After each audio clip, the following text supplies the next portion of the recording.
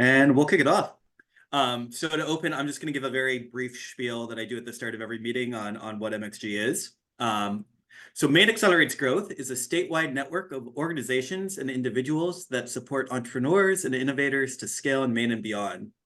We believe that a vibrant, inclusive innovation and entrepreneurial ecosystem will result in a more abundant, equitable, and sustainable economy and make Maine a great place to live, work, and play. We work together to share expertise, seek best practices, and to address system gaps. We promote the successes of Maine startups and entrepreneur support organizations and collaborate to attract talent and inspire innovation.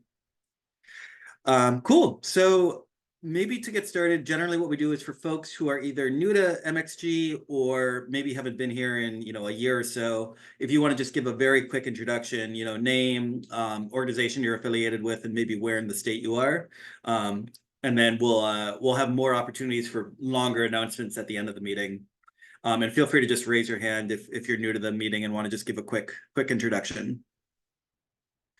All right, Dodie. Hi, good morning. I'm Dodie Emerson, and I work with Sunrise County Economic Council in Washington County.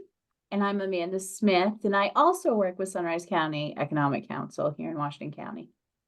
Cool. Well, welcome. I think I saw Cam raise his hand.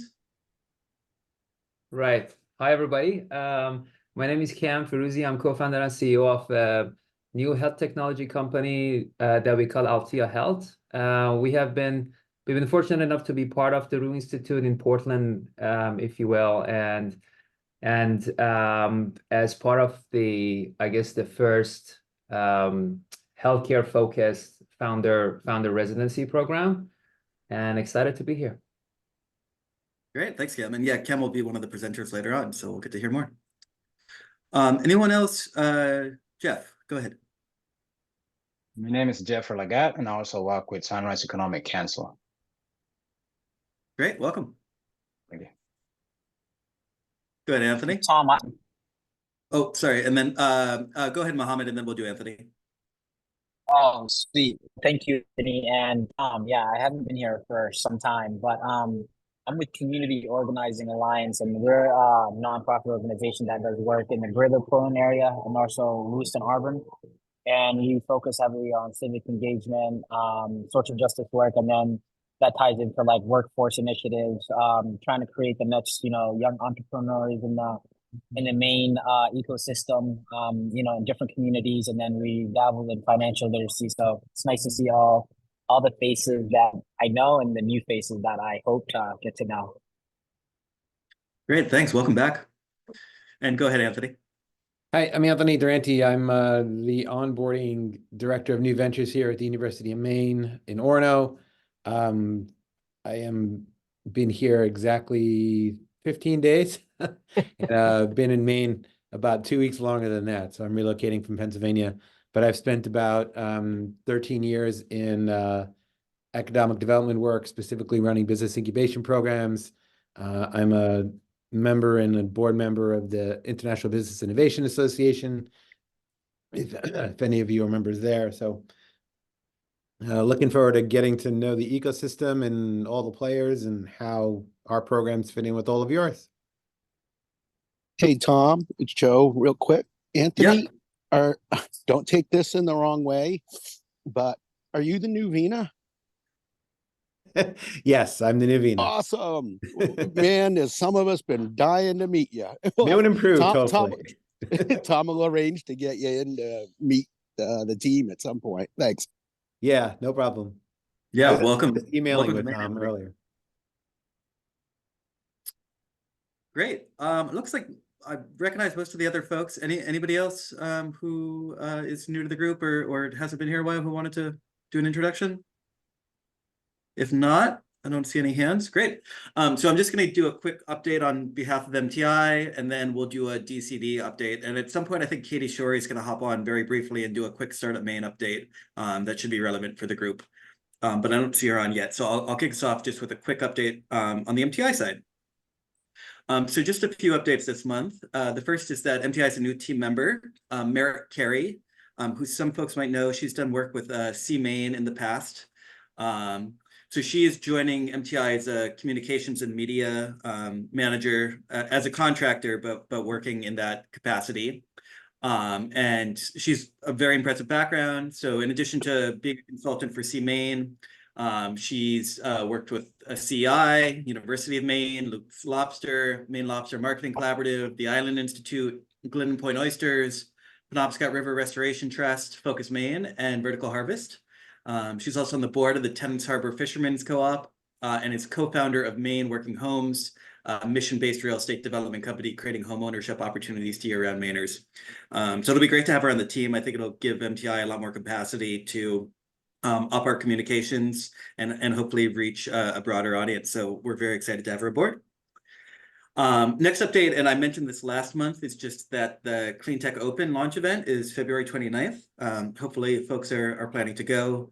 For folks who aren't aware, the Clean Tech Open seeks to find, fund, and foster entrepreneurs in clean tech. And MTI is actually sponsoring 5 Maine-based companies who might be interested in participating. At the launch event, attendees will learn how to apply and may make a 60-second pitch to regional and national mentors and investors. And we'll put more information in the notes document about timing and all of that, but I believe that's in Portland, and that'll be February 29th. And then lastly, the other event I wanted to flag is the Maine Fishermen's Forum. That's going to be held from February 29th to March 2nd. That'll be up in Rockport at the Samoset. The 3-day in-person event brings together fishermen, sea farmers, gear suppliers, state and federal scientists and regulators, and other stakeholders for education, collaboration, commerce, and more. And on the morning of Friday, March 1st, Maine will launch its roadmap, which is the culmination of its 3-year federal funded initiative to promote resilience in Maine seafood industry. And MTI is pleased to be a sponsor of the forum. So I'll post all of those updates in the notes document in case folks want more information, but that's all on the MTI side. So Jake, are you giving the DCD update this month? Yes, I am happy to do that. So quickly, we've got the Pine Tree Development Zone. I think most of you are familiar with this, but it's sunsetting at the end of the year. This is our business tax incentive. The new program that's coming out is called Dirigo. This gives a tax credit for capital investment for workers trained, and that program is in rulemaking right now.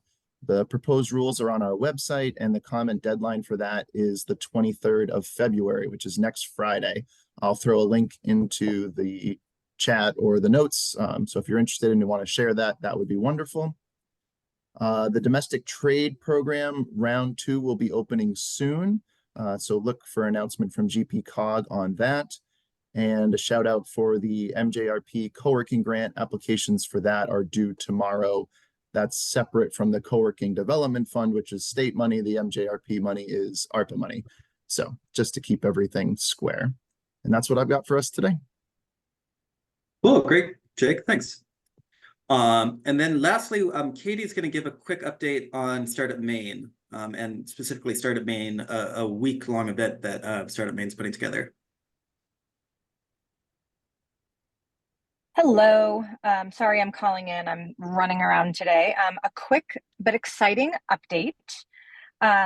So Startup Maine, a brief history for everyone. We used to hold a once-a-year conference. That was our big event. We had it probably 6 or 7 years. First it was a week, and then we went down to 3 days. So we haven't done anything on that scale since COVID, but we have so much energy right now in the ecosystem, so many new people in Maine, new talent, new companies. So we just decided that we're going to dip our toes back in and bring a reimagined version of it back. So really this note for everyone is just a hold the date, save the dates. May 14th through the 17th. And the concept here is that Startup Maine will really organize the calendar and market the event, but there will be all sorts of different players from the Rue Institute, E2 Tech, Maine Outdoor Brands.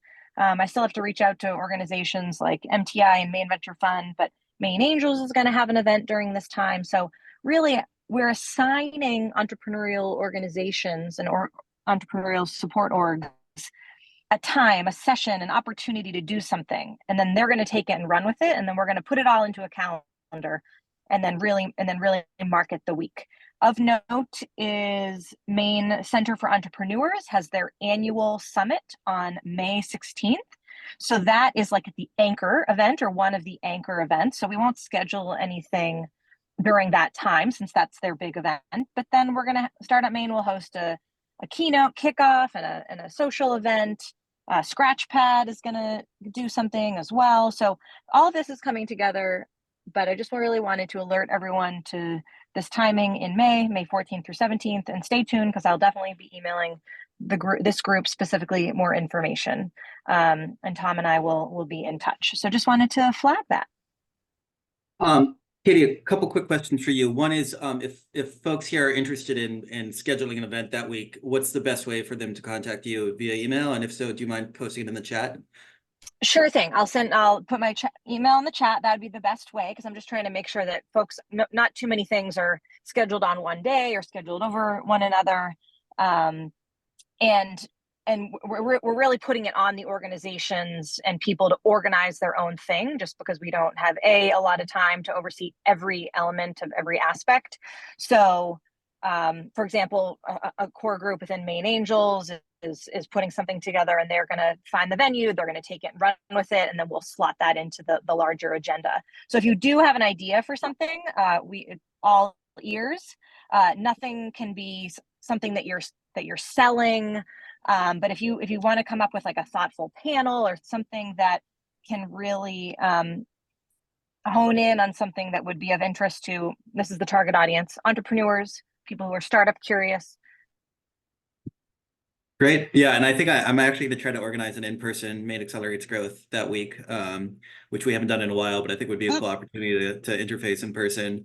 Katie, my other question for you, and I see Jennifer has a hand up. I don't know if it's about this or the DCD update. Is your vision that it's going to be primarily in person in Portland, or, for folks up in the Bangor area or elsewhere, what's the option for virtual or other locations?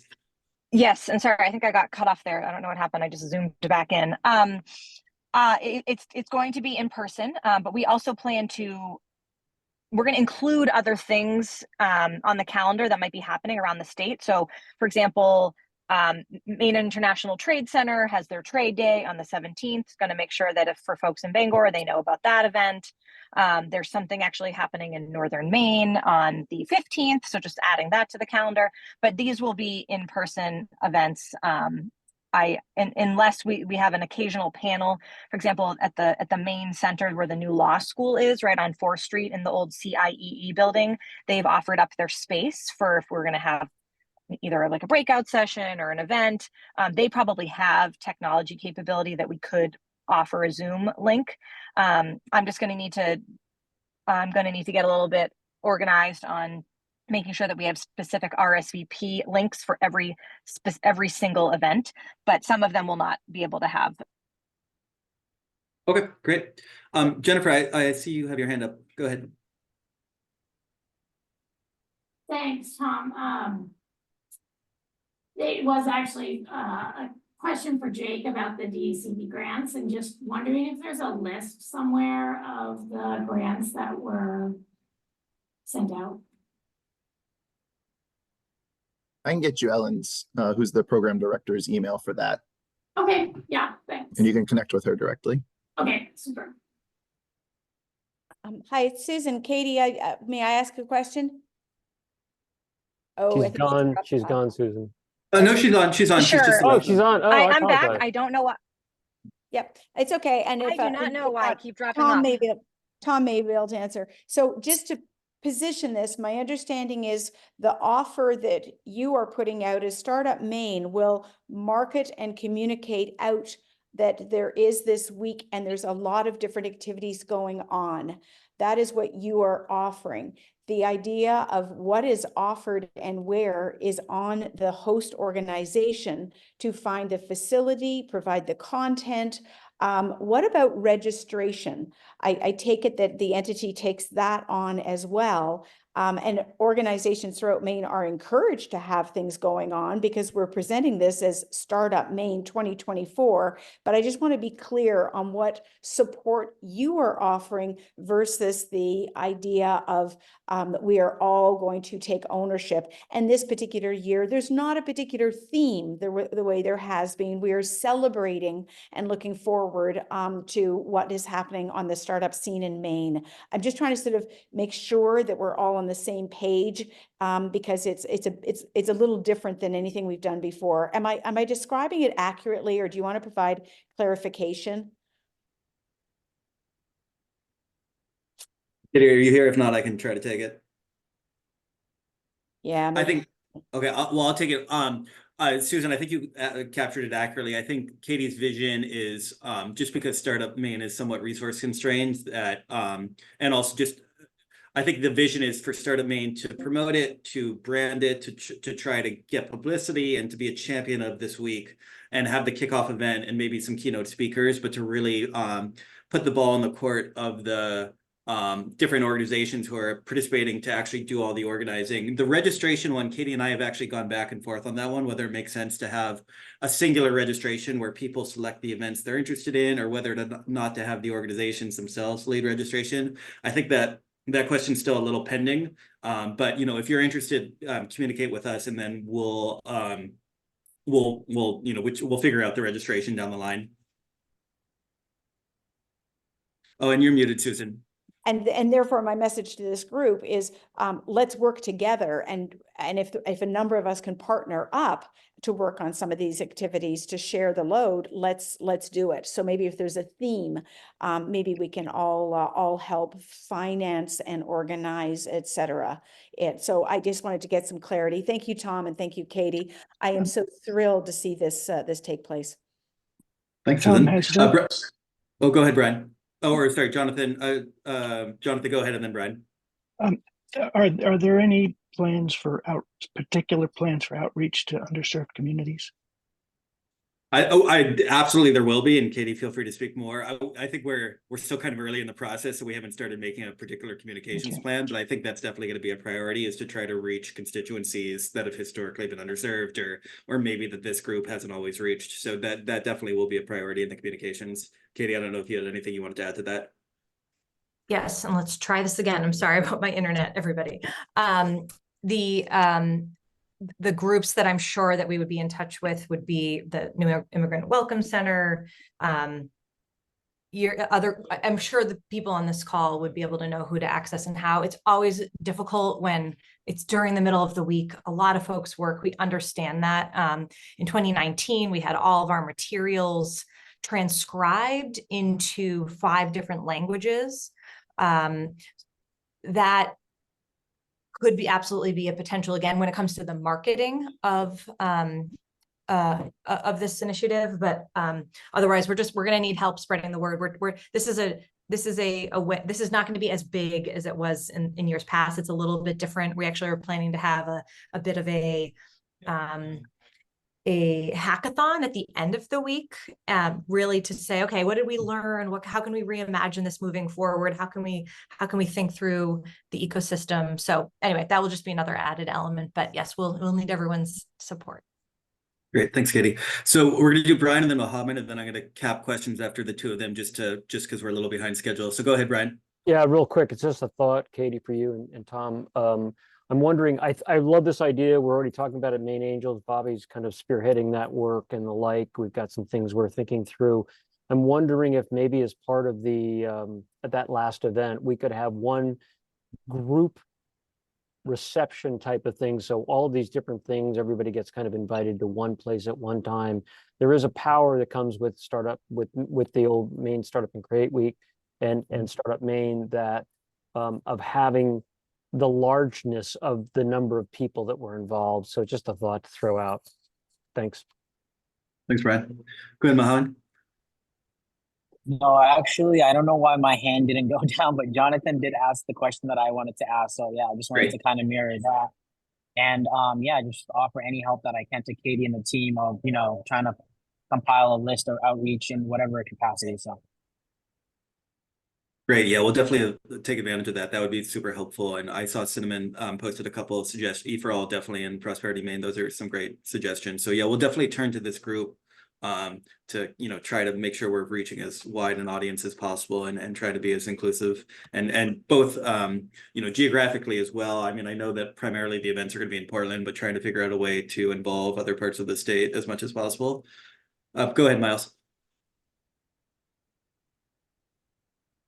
Just wanted to suggest one thing we did at the Maine Broadband Conference that was really appreciated was a open space technology session, basically an unconference where you bring together a bunch of people where you don't know what they want to talk about. You just get all the right people in the room and facilitate sessions where folks break off and talk about what it is that they want to talk about. So the people in the room ask, does anybody else want to talk about this particular thing, whether it's financing or infrastructure or broadband availability, whatever it is, and then that group breaks off. And it's a low lift for the organizer. You're just setting the space, but it was our most welcome session last year, and I think we had 120 people there. So it definitely worked for us, and happy to share information about how we did that.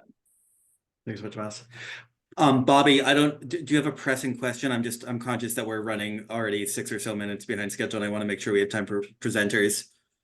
That's fine. In the chat. Okay, thank you so much. Awesome. Katie, do you mind sticking around for just a couple more minutes to answer any questions folks might have in the chat? Great, thank you. Awesome. Okay, well, with that in mind, I believe our first presenter is going to be Claudia, though. Is Claudia here? That might actually mean we have more time if we're short a presenter. I'm not seeing her here. Okay, well, we may be down a presenter, which is okay because we're about 10 minutes behind. So we'll move on to Chuck. Awesome. Can everyone hear me all right? And see my screen?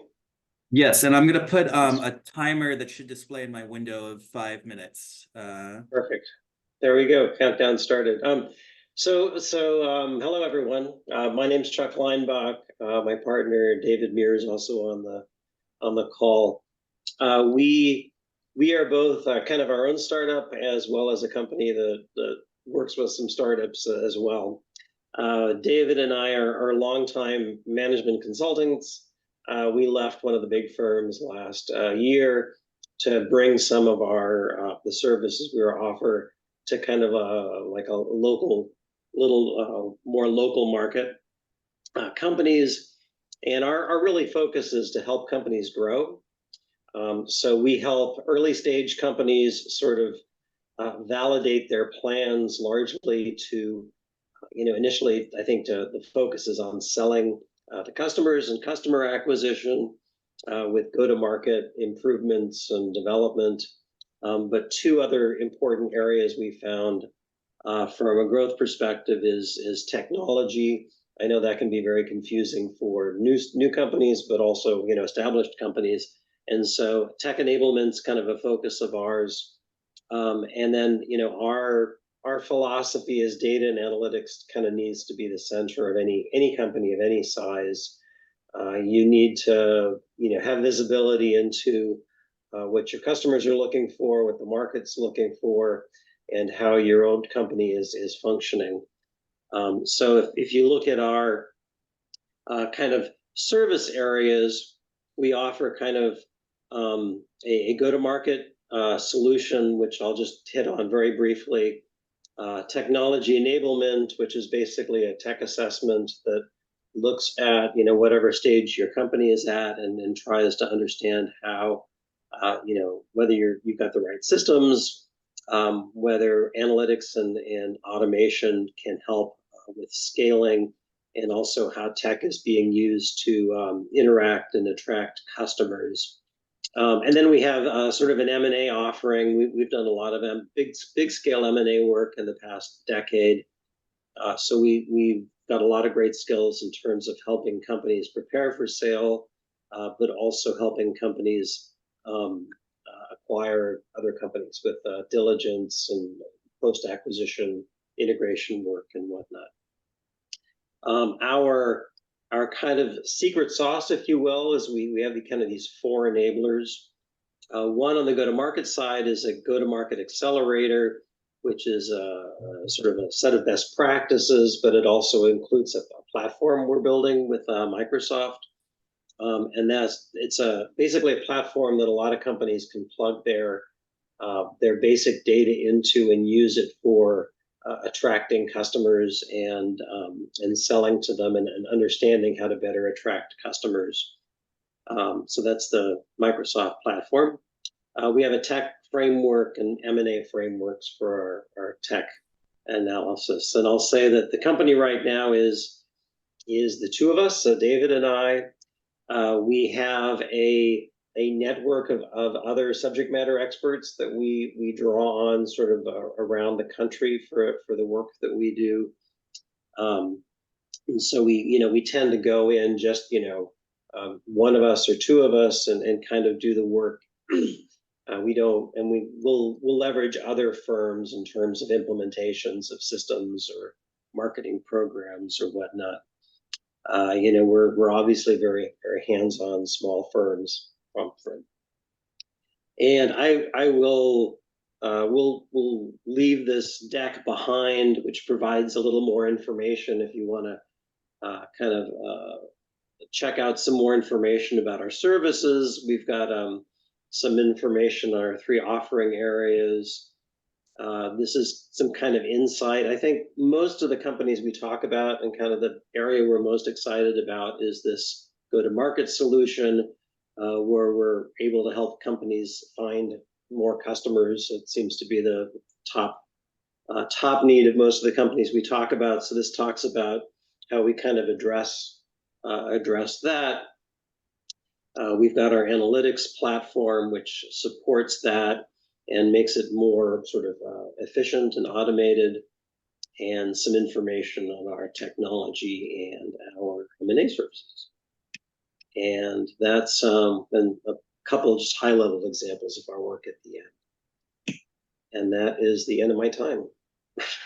Wow, excellent job. You nailed it time-wise. So if anybody has any questions, feel free to raise your hand. I'll just kick us off.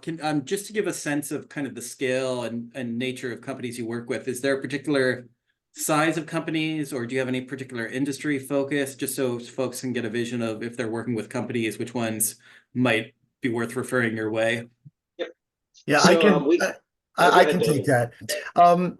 Well, some of our clients are legacy clients from our relationships that we've had in the past. But as far as cultivating companies in Maine, I think we're looking at mid-sized companies as well as emerging companies that are, beyond the back of a napkin, but not necessarily that large yet. As far as industries, we're very interested in healthcare, life sciences, biotech. We're interested in food and beverage. We have experience in financial payments and other financial services. We're working with an insurance company. So it's I'd say wide ranging in terms of industry, but a lot of our interest is kind of overlaps with the kinds of things that are going on here in Maine. Great, thank you. And Anthony, I see you have your hand up. Go ahead. Thank you. So quick question. Are you guys working with startups to help them get from, the CEO doing all the selling to hiring their first salesperson to building out an ultimate sales team and helping them scale that sales platform? That could be one use case. Cool. Thanks. Yeah. But it could also be, if it's more of a B2C rather than a B2B, it could be helping them improve their e-commerce platform, develop a loyalty platform for existing customers, figure out using lookalike models to figure out how to prospect and find other customers with high propensity to buy their particular service. So the sales use case is one, especially for B2B, but there are others. But it's all about, the commercial facing part of the business. Thank you. When it comes to, helping customers with kind of this kind of model, right? Understanding market and product and understanding customers and actually finding them and selling and pricing and promotions. We've done tons of work, especially in the past with private equity firms and their portfolio companies in kind of not just, assessing how they do that and figuring out whether they're the sort of people and process and tech solutions, but also for smaller companies, sort of actually developing this model for them and say, well, this is how to think about growing into the space that you sort of aspire to own in the future. Great, thank you. Any other questions? Okay, let me just make sure I can see everybody. I don't see any. Well, great. Well, I'll, as part of the follow-up email, definitely include this deck because I know it has lots of great information. So we'll include that. And then if you, David and Chuck, if you want to just post your email contact or whatever the best way to contact you is in the chat, just so folks can reach out to you that way. Absolutely. Sure. Thanks, everyone. Thanks. Thank you. Great. Well, next up on the agenda is Emma speaking about Innovate for Maine. All right.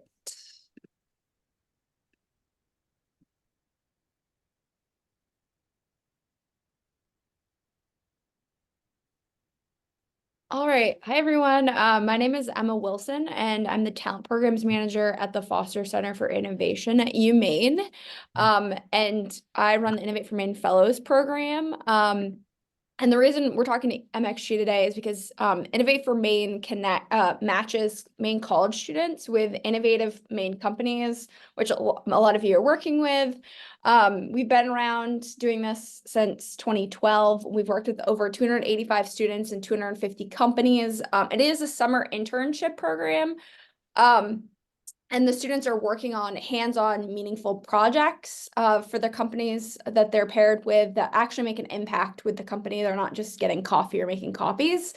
We work with tons of different companies due to the fact that we're mostly working with startups. So from breweries, aquaculture, app companies, biomed, you name it, our students have probably worked with them. So there's a lot of different projects our students are working on. Market research, product development, sales forecast, videography, again, because there's so many different types of companies. We have a lot of different projects our students can work on. We are working with all sorts of majors, so tons of different backgrounds for our students. On the company side, the benefits, right now we have, the big benefit is that right now we have funding to allow the startup or company to work with a student at no cost to them. And the eligibility for that is they have to be a Maine-based company with less than 250 employees that was negatively impacted by the pandemic. And there's lots of ways that we've seen the companies say that they've been negatively impacted, like they were delayed in starting their company. So we've seen like companies that started last year were eligible because they had to delay their start due to COVID. So there's lots of different ways if a company can explain it. We have a form that they fill out.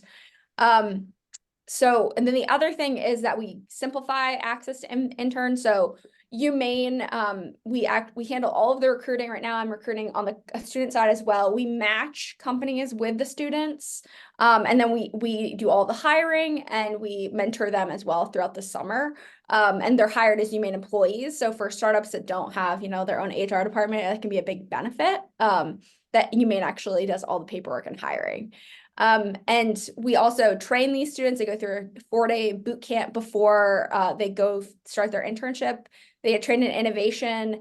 They learn about being a good intern and a good employee because some of them, this is their first internship. And then they learn about Maine's startup and entrepreneurial ecosystem as well.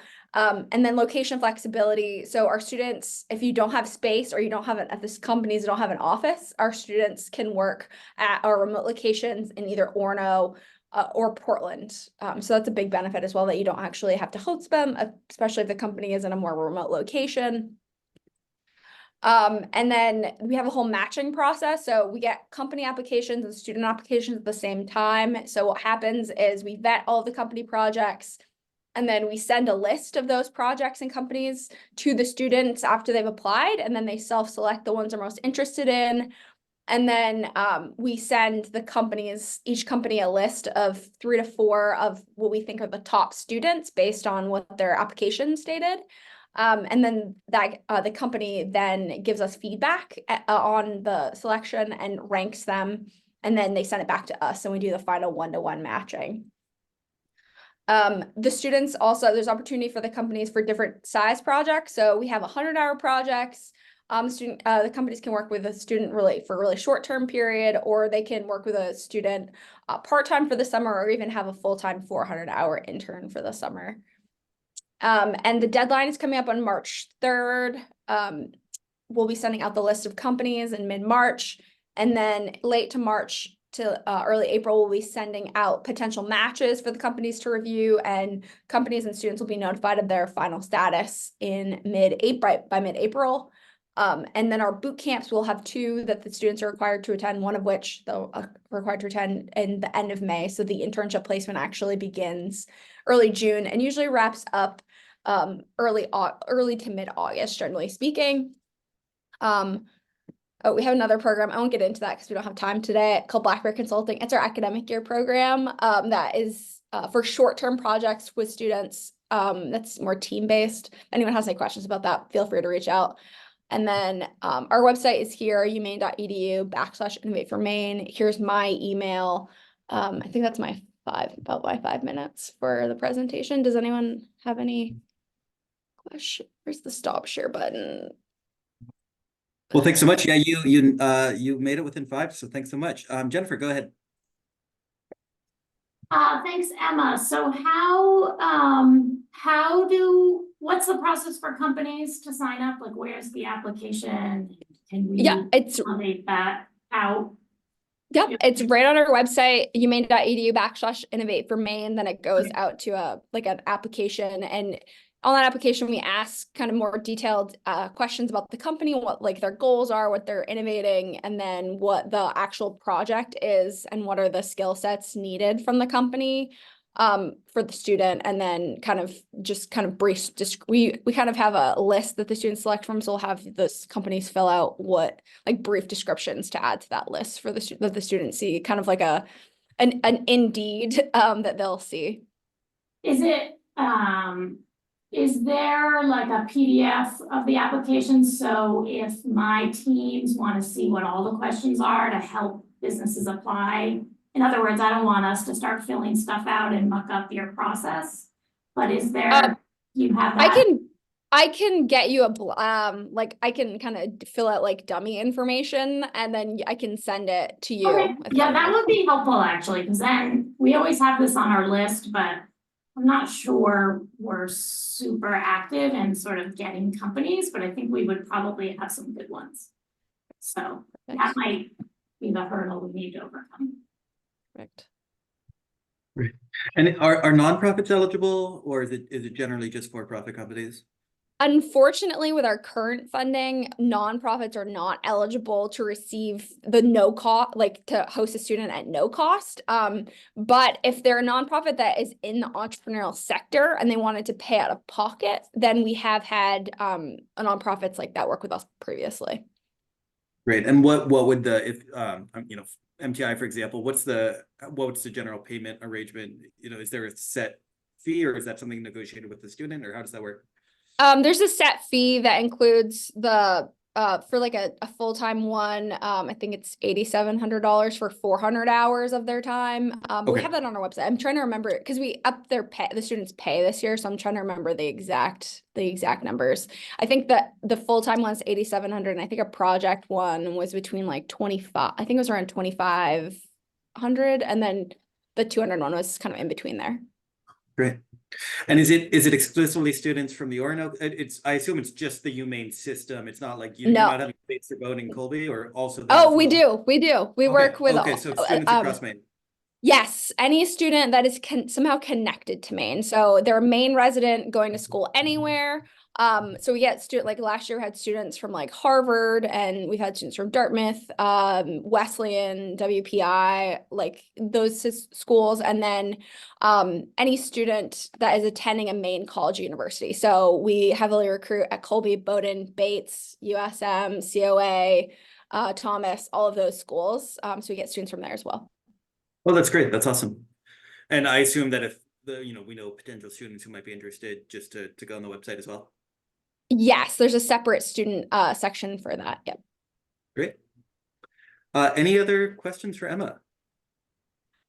I just final thing, we haven't seen, we have a couple we have only a couple of weeks left before the application deadline, and we haven't seen a ton of projects. So it's a really good opportunity for companies that are needing some project assistance. These students are smart, engaged students. We heavily vet for that. So I would encourage any of the companies to apply that may need assistance this summer. The application process isn't too arduous.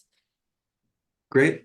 Well, Emma, I saw Renee suggested maybe dropping a company flyer in the chat, and if you want to also post your contact info and any other information you want in the chat, and we'll also plug them into the notes. And then I'll have you, after this call, send me something I can disseminate as part of the follow-up email as well. Perfect. That would be great. Thank you. Well, then let's move on to our final presenter, which is Cam. Thank you. So excited to be here. And Emma, I think I'm going to reach out. I didn't know about the program. So there will be more projects coming in. Fantastic. So great to see you, everybody. And this is our first time here. And you're going to hear about technology in this talk geared towards healthcare. And usually we joke around with the friends to see how many times we can avoid. We use the word AI, how many times we can avoid not using it in a kind of AI-focused company. Anyway, welcome to Althea. We are basically creating, in a nutshell, a digital, if you will, worker or assistant, virtual assistant for healthcare, specifically for healthcare, with the unique ability to automate many diverse and complex set of tasks, if you will. I'm going to get into that in a minute. But what is the problem we're trying to address? This might be familiar to you. Staff shortage is at crisis level right now, is one of the outstanding challenges in healthcare today, especially at the frontline level, and is impacting not only the patient experience, but also the provider's experience and sort of, the whole staffing. And I guess these pictures might be familiar to you and what have happened to you, that you want to make an appointment, you wait for 30 minutes to talk to someone, or you go to the physician's office, but you don't get the time you want from them, or from their staff, because you're so sort of burdened with a lot of paperwork and administrative work, if you will. And those stats are real. In the last couple of years or few years, there has been over 76% of practices, this is nationwide, that had to make operational changes, including closing down. And one of them actually, or a couple of them were in Maine. And there's a projected shortage of few million sort of staff in the next 5 years, again, just in the US. So with that in mind, again, we are creating this platform we call Althea, is a kind of a digital AI workout platform, and we are building it towards sort of automating different tasks, if you will, in healthcare. It has a unique ability to be diverse, if you will. That's like the unique innovation here. We are building it to be a supporter for administrative work, for the nurse workflows, as well as for health coaches. And sort of, the enablement here is to be able to do all of that. And that's why it can help significantly with sort of, the sort of, resource scarcity in healthcare. But we know as a startup that we shouldn't really boil the ocean, and we should be focused. So right now, we are focusing on a very specific sort of, domain that is around identifying the care gaps and helping healthcare providers close them. By care gaps, I mean, for example, cancer screening, for example, medication adherence, and things of that nature. And in a nutshell, simply speaking, what it does is that it helps automate calls and messages. For example, a kind of a conversational front door, so the staff can save time not answering all the telephones, if you will. We also do a lot of back office automation. That simply means, for example, document processing, automating decision trees. And one of the key, I would say, innovations that we are bringing to the market is to make it very easy to install. This is kind of an enterprise SaaS type of offering. So we are making it very easy to install and also making it easy to very customize. And we've seen it over and over again in healthcare that can be a burden to adopt a product in healthcare. Sort of, the amount of time and energy it takes to install, the amount of time and energy it takes to kind of maintain. I think I spoke to this, so we are heavily focusing on sort of, bridging care gaps in care and enhancing patient compliance. This is a little bit on the return on investment for potential buyer of this product, which for the most part, we are focusing on healthcare providers. That includes health systems, medical groups, and similar. We obviously there's sort of operational efficiency attached to this, such as sort of with automation, reducing staff time. But we don't stop here. We actually help them increase the revenue potential. This is one key area that they are driving towards today because they are still recovering from if you will, the COVID burden. And that comes from not only increasing patient retention and volume and improving their experience, but also helping them sort of, meeting their what they call quality metrics and reimbursement, like improved reimbursement, such as, for example, in value-based care, or some of the contracts that they have with, for example, Medicare, CMS, and Medicaid. And also, we believe that we're going to boost the patient experience and access because, we simply make that experience more basically faster, more efficient, if you will. And we've been fortunate enough to come to the Rue Institute. Right now, we are working with the three sort of, I guess you should be familiar with the logos, Northern Light, Maine Health, and Innovate. And we are sort of in the pilot proof of concept phase with these players. And we actually are concluding our first pilot with this company that is called, I'm running out of time, but the result is coming back as positive in terms of very engaging. We are showing sort of, really proving that technology works, and we have 3 more to kind of to go with those players. A little bit about the team. Again, fortunate enough to be part of the Rue Institute and got exposure to many things. And let me finish here. Minus 20 seconds. Next time I'll do better. Thank you. Not too bad. Well done. Thank you. Looking around to see if there's any questions, and maybe just while folks are thinking about potential questions, I'd be curious, what sort of support are you looking for at the moment, and what are kind of key next steps for you, and what sort of support might this group be able to offer? I mean, a great question. We are actively looking into partnership opportunities with service companies. This includes, simply speaking, for example, call center companies selling into healthcare, or health technology companies serving into healthcare. We know for our growth for the next stage, one of the biggest challenges in healthcare is scaling a kind of a technology company in healthcare. Usually the friction point is sort of in the door-to-door selling. And we think the solution for that is a channel partnership opportunity. And usually that comes with so-called the BPO service companies, as well as technology companies that have significant market presence. So any introductions or referrals, or even names that who you think might be interested would be great. The second one is that we are at the pre-seed stage. We are kind of raising our pre-seed round on the order of $700,000 to $800,000, and so any introductions, interest would be appreciated. Great. And is your vision after the Rue program to hopefully grow the company here in Maine, or is that part of the plan? Yeah, so we have actually some names in the pipeline in terms of who we want to work with in Maine. So looking for active intros. We also be trying to be judicious in terms of not going too fast to make sure we deliver great pilots. We really make them love us, love the product, love the platform. But yes, the idea here is I think Maine is a fantastic place. It has a lot of focus, if you will, for startups in terms of the demographics, in terms of the health systems that are delivering care in the state. So I think it's all great sort of elements that are sort of tied together. Great. The short answer is yes, but I think I over-explained it. Any other questions for Cam? Just looking around. Well, great. Well, Cam, if you don't mind posting your contact info in the chat, that would be great. That way, if folks have follow-up questions, they can reach out. Sure. And thanks so much for your presentation. Thank you. So that's the end of the presentations. I did want to just create, we have a few minutes left. If anybody has any announcements from their organization that they just wanted to share with the group, feel free. We've got a few minutes. I just put in the chat that E4All Maine is looking for mentors. They have a backlog of entrepreneurs that want to join their first cohort in Maine, but they don't have enough mentors.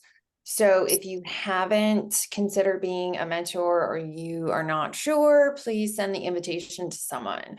I'm just a mentor. I work with them in Roxbury, so want to make sure that their first cohort is successful.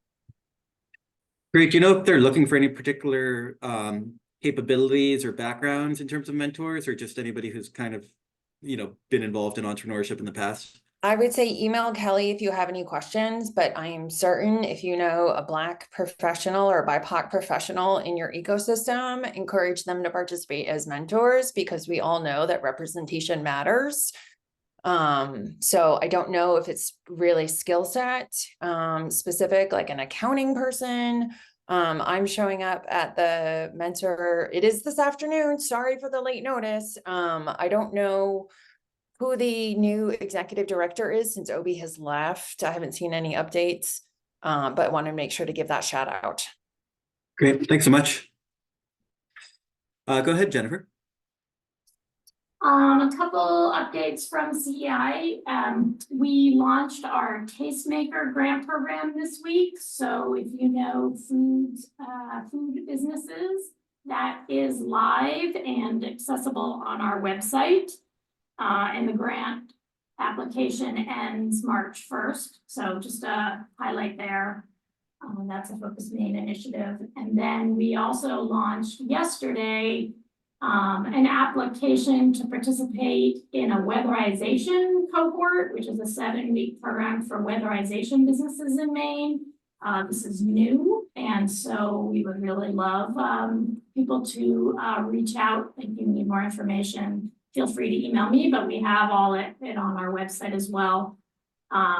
That's open for a month. We will launch in April, and it's a pretty broad group of individuals that could fit that category. So just a couple of things happening right now. For the Tastemaker grant, what are the kind of requirements for eligibility? You just need to be in the food and beverage sector, or what do you mind expanding a little? Yeah, it's food and beverage sector sourcing. So there's some things that sort of get you more points, right? But sourcing in Maine is beneficial. It's primarily to pay for costs that are harder to get a loan for. So consulting costs to help you think about redesigning, let's say, production. Will say we did open it. Equipment is now an excess. It's allowable, but it definitely. I'm just laughing because it's going to be an interesting review process. But you need to be thinking about something that is innovative. So there's a sort of a wide eligibility, but then we'll have to really think through who sort of rises up to the top. And the amounts have also increased this year. So yeah, and if you received a grant last year, you're not eligible this year. Okay. Awesome. Thank you. There are probably a few more I missed, but they're on our website. Okay, great. With 1 minute left, any final announcements? All right, well, sounds good. Well, thanks everybody for attending, and we'll see you in a month. Take care all.